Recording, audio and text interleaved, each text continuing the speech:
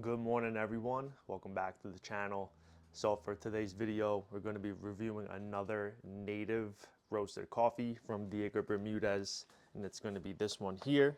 It's his Hachi Pirania, natural processed coffee as well. It looks like it's Chiroso bean, and these are the tasting notes: apple cider, floral, and Mandarin.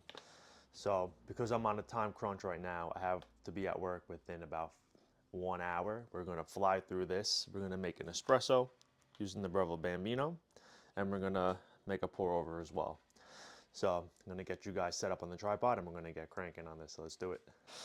So yeah, excited to try this one. It was roasted on the 7th, so we're looking at 4+ weeks since roast date, which is nice because the 5 to 6 week window is what they recommended for their taste, for their peak tastiness. So excited that we're right about at that window. And then just quickly, it was an impulse buy, but I got this at Yeti. I found that they had a pour over setup that sits right on top of like the coffee mugs or the ramblers that they have. And I didn't want to buy anything yet because I really wanted an origami, but I needed a new cap for my current Yeti bottle that I have. Saw this and I was just like, I have to get it. So I got it. I need to get these grinded up. So I'm gonna do my best to clear out whatever's in here. All right, and we're gonna set this to 21 and we're gonna measure, we're gonna do 15 grams for the pour over. Only because I only have 100 grams of this, so I just want to make it last as long as I possibly could. Water's already boiled, which is good and bad. Let me show you the beans really quick. Those are them there.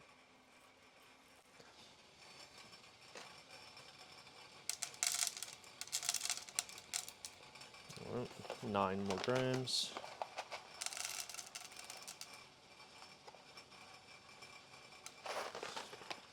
Now you got to remember too that these beans, because they're roasted lighter, are going to be more dense.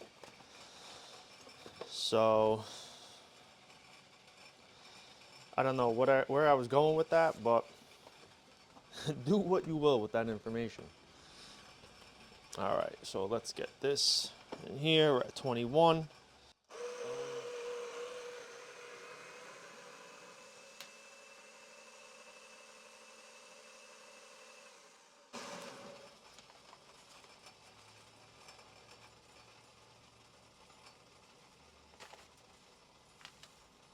All right.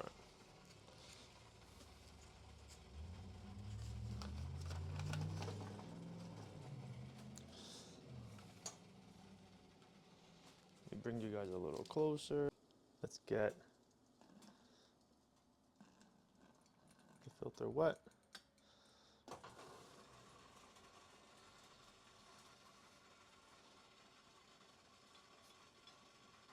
Okay.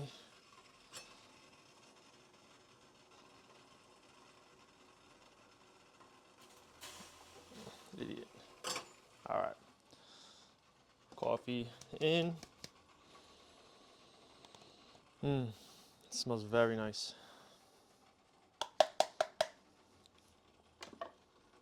Okay. Let's get that bloom.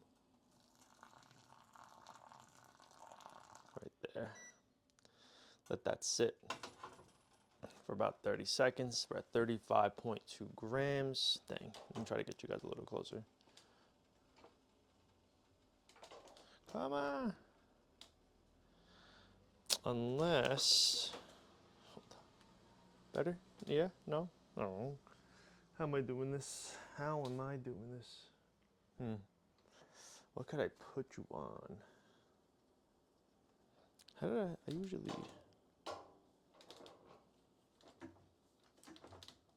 All right, there we go. That's better. All right, 38 seconds. Let's go for 138.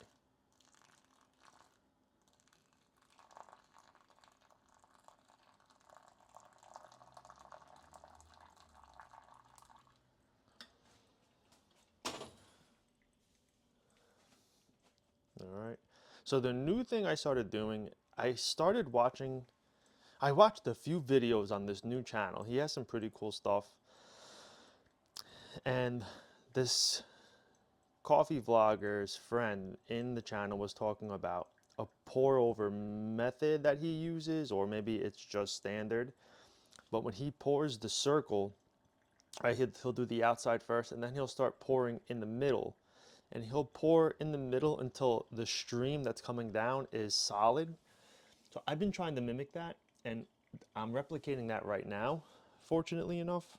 But is that right, or is that for a particular pouring method? I don't know, but uh, it's just a new thing I started doing, and I feel like it's helping the ground settle more evenly.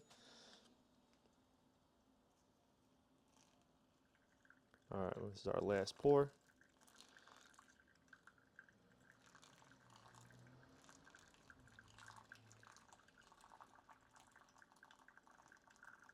I'm gonna do 242 because I did 15 grams. We'll go a little lighter. And again, it's coming down pretty well. I don't know if it's just always gonna come down that way, but it looks good. Looks good to me. So let me get a coffee mug. We'll use this coffee mug from a local coffee roaster that my fiance works with her company. I think it might be the country's oldest coffee roaster, Ellis Coffee in Philadelphia. They've been in operation since 1854, so it's been around for a minute.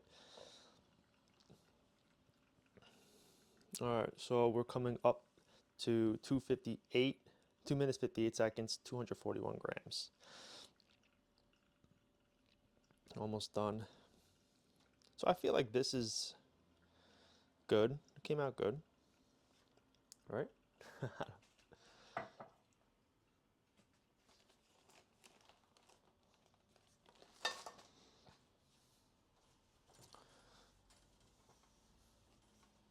All right. So that should be done.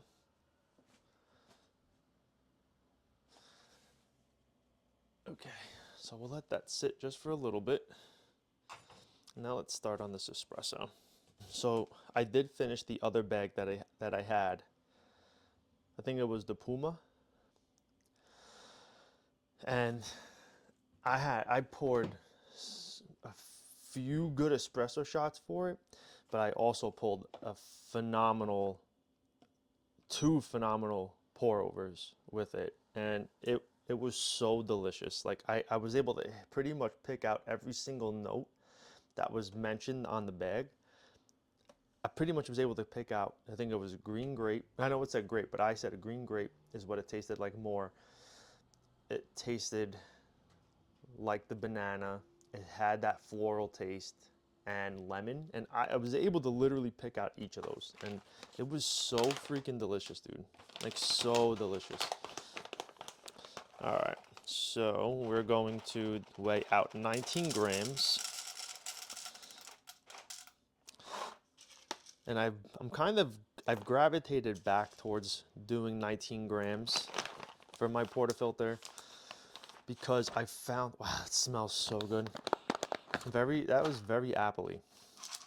But I found with the 19 grams that it's putting more grinds in the basket, bringing it higher towards the rim, but it's leaving enough space, like just enough space to allow the right amount of pressure to pull through the puck.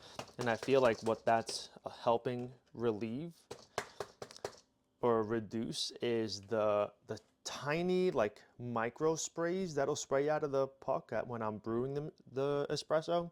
I've noticed when I drop to 18 and 18.5 that I would get these random like spurts just coming out. And I know I know I use the WDT tool like pretty well, and I tamp it pretty hard, but I never understood why it was happening. And then when I bumped it back up to 19 grams, I found that ever since I've done that, it's never done a little spray throughout the whole process. Maybe in the beginning it'll do it a little bit, but it's gone after a second.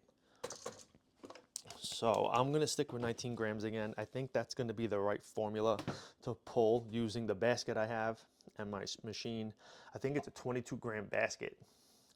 But the one thing that helped me realize that was when I was using Breville's razor tool. It kind of gives you like an indication of where the grinds or grounds should sit in the basket when you're prepping.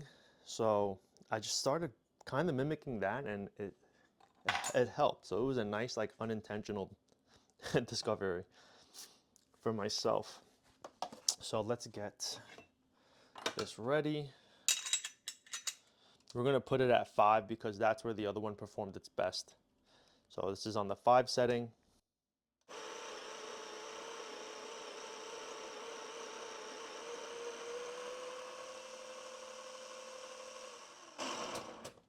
Okay, perfect.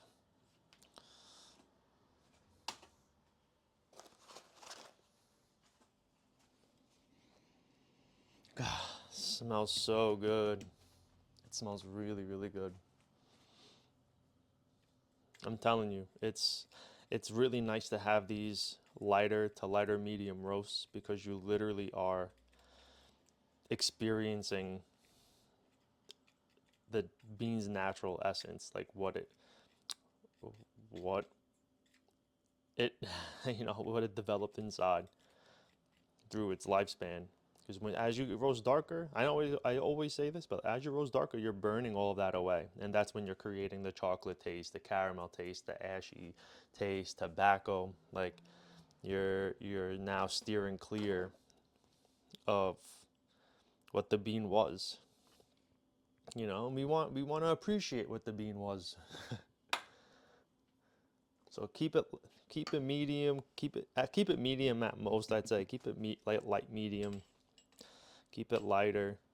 It makes the grinder work harder, unfortunately, but it's so much more enjoyable. See, now seeing where my beans are, where the grinds are sitting right now, it seems lower than I was hoping for. So I would wonder if this needs more grinds to raise it. It's not like too low, but it's definitely lower than where I was having it prior. I'll show you it. Let me just prep this basket. Yeah, it's low. Let me show you. See how low that is? It should be higher. So what that's allowing is way more water to build up here in the top of the basket, and I feel like it should be less than that. I forgot the exact science behind it, but we're gonna rock with it. Especially because I gotta get to work. I'm not even dressed yet.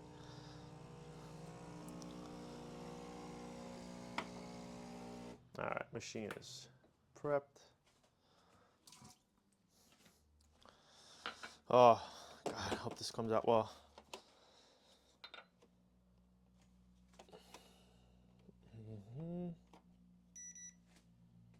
All right, come with me.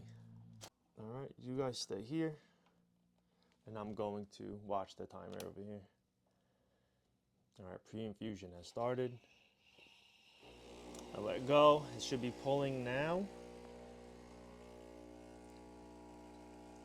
That looks good. Maybe like slightly fine. There you go, it's building up. Could be slightly fine. So we could probably drop it to a 6 for next time. So we're gonna definitely get closer to that low 30s. But we're gonna stop it right there. 34 seconds at 39 grams. This is it. Yeah, I could have pulled it a little better. It was, I would say, over extracted. Right, 34 seconds is high.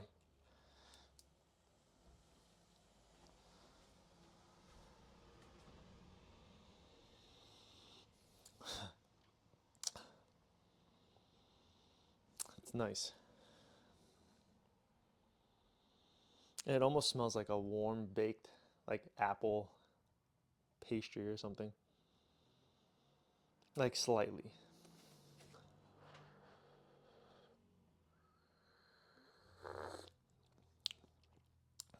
Whoa. That tastes like apple cider.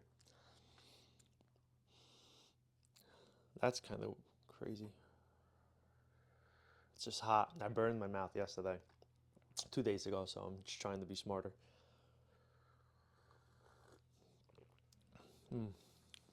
It's very good. I think I like the Puma a little more, but this guy, I'm gonna pronounce it right this time. I think it's Pirania. It's really good.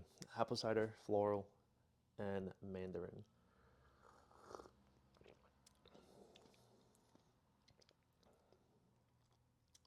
I could see how it's a mix of both apple cider and Mandarin.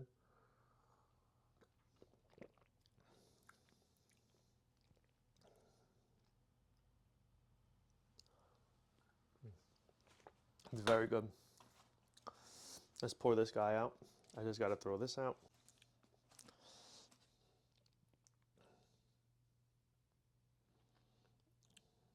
It was very good, the espresso.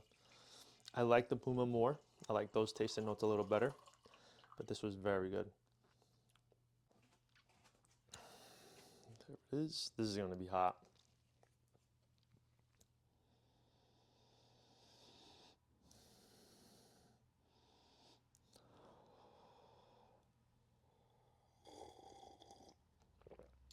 It's not.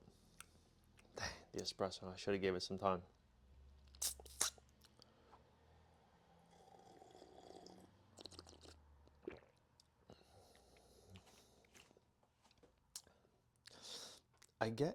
I definitely get apple, like slightly. It's just the espresso is so strong, man. I really should I should drink this first.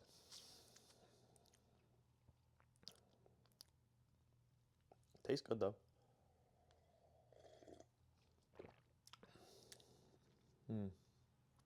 No, it's good.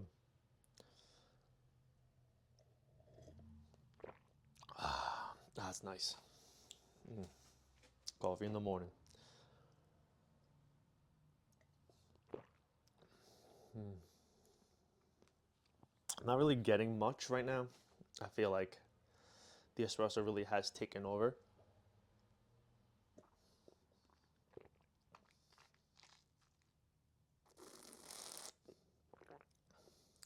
I feel like if anything, it's way more on the citrus side. I'd say it's more like an orange or mandarin right now. It's very good. 2 for 2. Solid coffees. And for our next video, it's going to be these two here. The two same beans, the Panama beans, using 2 different processes. So this is a new process that I think Diego Bermudez either is attempting or he created it himself, I don't know. Or maybe he implemented it into the coffee world first, or one of the first, I don't know, but excited to try that. And we're going to compare it to this pineapple cold ferment using the same bean, both Caturra beans, and it's going to be delish. So I can't wait. Can't wait to experience with you guys. The only challenge right now is tomorrow we are closing on the house, so we're going to be juggling that around 2 different events that we have going on separately afterwards. That's kind of irrelevant for filming though, because it'll be late. So yeah, we have the closing tomorrow. We have we're doing a Father's Day celebration with my fiance's father and my father-in-law on Thursday, and then Friday we're driving up to New York for my nephew's birthday, as well as seeing my dad for Father's Day. Coming back Sunday, I work Sunday, and then literally Monday through Friday of next week is going to be work, painting, cleaning. Saturday, I'm gonna go see the Juventus game with my brother and my nephew. So I'm excited for that. So we'll be juggling that in there. So I'm gonna try to squeeze in an espresso video somehow, or maybe my next video will be like showcasing the home or showcasing where I'll have my new coffee station set up and my roasting station set up. So we'll figure it out. We're gonna have to play it day by day and just go from there. So yeah, it's gonna be it for today's video. I'm gonna get ready for work. And as always, I appreciate you guys tuning in, and I'll see you on the next one. Bye.